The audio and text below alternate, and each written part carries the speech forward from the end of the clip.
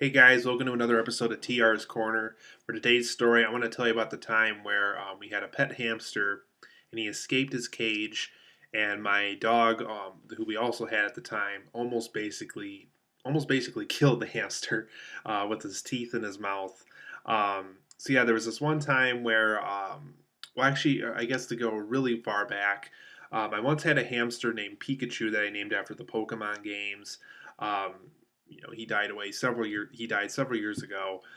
Shortly after that hamster died, I wanted to get another one around this time. I think I was like 11 or 12 maybe when all this happened, and I named this other hamster Hamtaro, based off of the Toonami show that I really liked at the time. There was a show on Toonami called Hamtaro about a little hamster that went on these little adventures.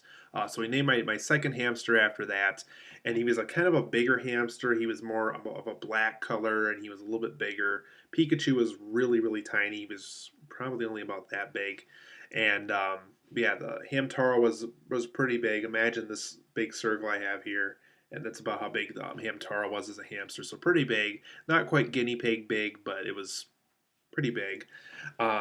And so one night when my family and I were watching TV, we heard like little knocks at our basement door, and we didn't know what it was, and so we opened it up, and turns out the Hamtaro hamster escaped the cage. And he was scurrying across the room, and so my dog went to go chase after it since he was laying on the ground while we were watching TV. So he sees this little hamster scurrying across, and so we had to quickly catch him before he tried to put the hamster in his mouth. And so yeah, at that point, we really had to make sure to get a secure cage and things like that. And yeah, it was a very scary experience. I thought my hamster was going to die right there and then. I thought my dog was going to, chew it up and everything, or the hamster was going to bite him, or so it was going to be crazy if we didn't catch my dog in time. And yeah, we had to make sure we got a more secure cage for the hamster. We even purposely blocked off certain things in it just in case the hamster tried to escape again. I think we put like some type of cardboard covering on like one of the where like where the water bottle goes and where it can climb through all these little tubes and things like that. So we had to make sure we were covering all those since it escaped obviously the first time.